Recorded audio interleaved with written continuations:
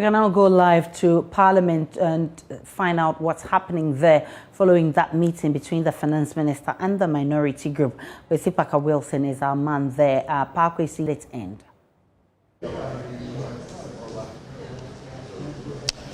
The meeting has ended, Aisha, and I can confirm to you that there was agreed to reduce the charges from 1.75% to 1.5%, and he wasn't going down any further. They were insisting that apart from the 1.5%, the government insisted that there should be a no e-levy. They should scrap it, and if they don't scrap it, of course, they're going to kick against it. So there was a bit of back and forth in that meeting, and they agreed that, well, vote on the matter and will decide whether the e-levy will win or the minority will kick against the e-levy. But for now, I can confirm to you that the NPP information that the e-levy will be tabled before the House this afternoon. It will be considered, and a vote or a decision will be taken on that. Aisha, you know that the Speaker of Parliament has notified the leadership that the majority caucus is insisting that the e-levy should be brought back to the chamber today, a decision be taken, and then declared. Because if the Speaker is not there, what it means is that they all preside over citizens. And this means that it's going to weaken their numbers. Any attempt by Joseph Osewusu or Andre Siama to vote while presiding will trigger another level of chaos and confusion. The NDC to partake in the voting process when they are presiding over a sitting. And so this is where we are. As I speak to you, the finance minister, the majority leader, and his deputy had met the minority. So the ball just rang about 2 minutes ago, calling on all MPs to come into the chamber so that they can start proceeding. In fact, the Speaker of Parliament, Aban Babin, just about 15 minutes or 20 minutes maximum, Parliament will begin proceedings. And we are expecting the majority leader to the NDC's position hasn't changed. They've not softened their stance. They are still kicking against the e-levy, whilst the government is also insisting that they will do 1.5. But I should say that, but for now, what we know is that it was 1.75. The minister had proposed 1.5. And since the NDC kicked against it, whether he's going to bring the 1.5 or maintain the one we have now. All the NPP MPs, I mean, those who hardly you see in Parliament, are not getting to Parliament. The Energy Minister a while ago just walked in, Matthew Pokun just walked in, all of that. They've been asked to return to Parliament, and so they are on their way to Parliament to ensure that they participate in the vote to approve the electronic levy. On what has been happening in Parliament. Paka, what else has been, or what other business has been happening in the chamber? Parliament is yet to start. There were a few questions by some of the MPs. So if they kickstart with the proceedings, the MPs will be given an opportunity to ask their focus so much attention on getting the information from the minority and the majority leader in terms of the meeting that was so. We'll bring to our viewers all the latest updates and happenings in the chamber. JoyNews, that's where you need to stay for all the updates. Because Nano, who is co-chair of the Citizens Movement Against Corruption, has joined us. I'm grateful for your time, and would also be joined by Bright Soul, who's also an anti-corruption e-levy. Yet we are not making any headway. What's your own stance on this e-levy? It's a very innovative way of trying to raise additional funds.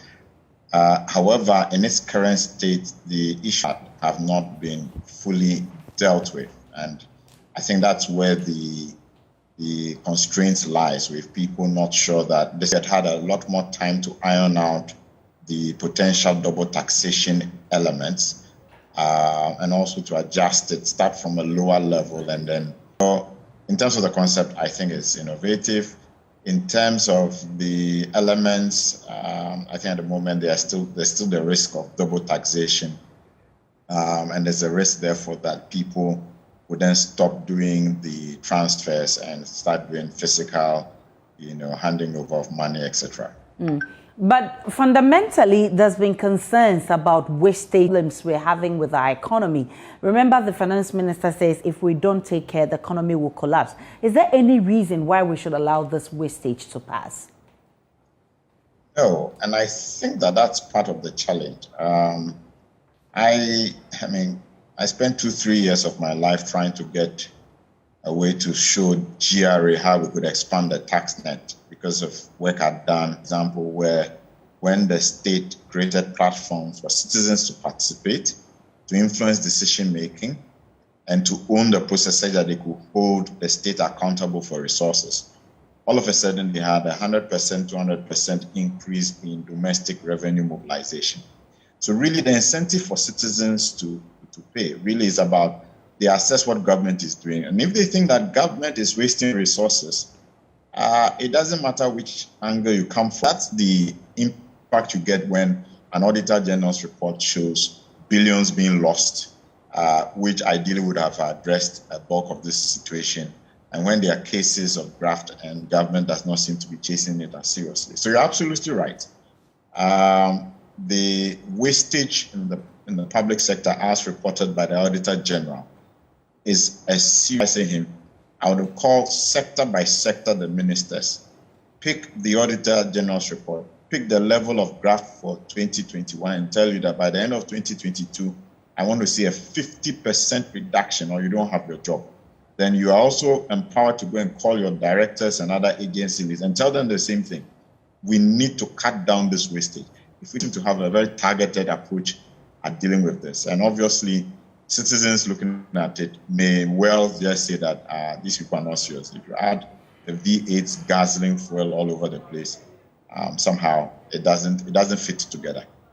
So government expenditure keeps increasing over the years, and if you juxtapose that with revenue generated, it's nothing to write home about. This year, 2022, if you look at government expenditure versus the revenue we're about to generate, there will still be deficits, even with the E-Levy.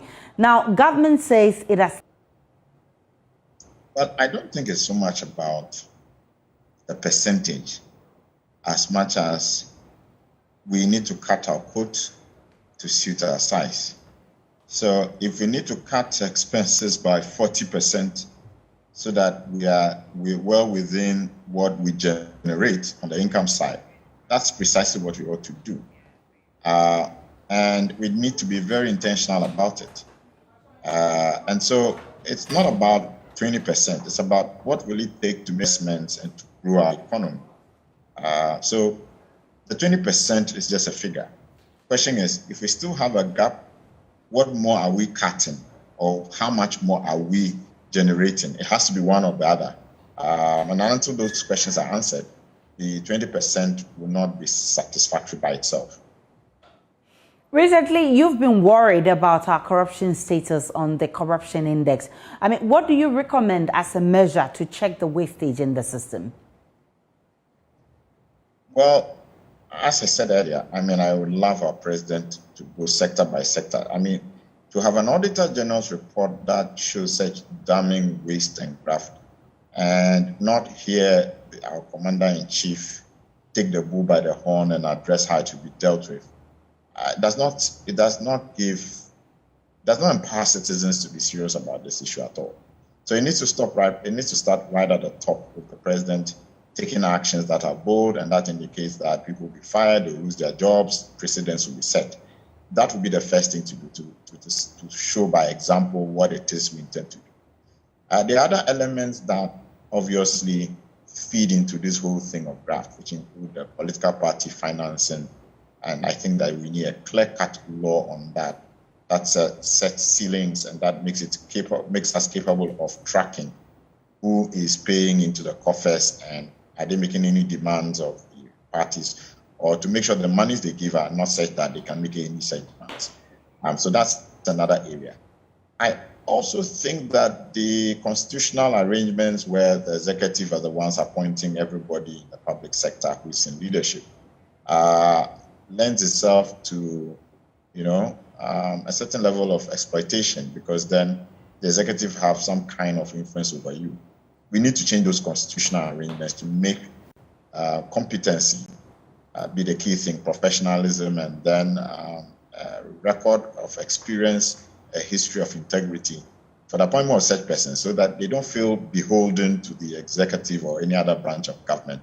They can be independent and deliver, and we make sure we get results from our various state entities. So those are some of the issues, apart from making sure that the citizens ourselves are empowered to understand that we have an obligation to protect the public purse, and we fail in our obligation as people who are patriotic when we do not do that. All right. So this is how the conversation has been, that the Auditor General's report indicates some 2.8 billion, which has gone, which is gone because of one corrupt act or the other, which, if government chases, could resolve much of the problems that we are facing, which is even more than the money government seeks to raise with the E-Levy.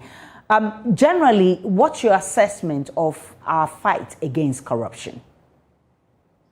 Well, I think that the CPI has made a very loud statement when for 2020 and 2021, we are stagnant at 43. It means we are stagnant. We really are not doing any serious fighting against corruption at the moment. And it's just sad because, in 2016, the government of the day came in on the back of a very strong anti-corruption drive. So many of us were hopeful that we're going to see very substantive changes in the landscape in respect of when people engage in corruption, what will happen to them and what have you. But that has not been the case. And really speaking, if you want an incentive for citizens to believe that tighten your belt, pay more taxes, the best way to demonstrate that is that, look, you're doing all the other things that ensure that there's no waste and that money is not just entering people's pockets. And even when it does, the robustness with which you go after them to retrieve and to penalize them for what they have done would be an indicator of the political will to curb and to fight corruption. And we are not seeing enough of that at the moment. So at the moment, it's a stagnant situation. We are not making any inroads, and we need to do a lot more to revitalize the fight against corruption. I'm grateful for your time. Adam Senano is co-chair of the Citizens Movement Against Corruption.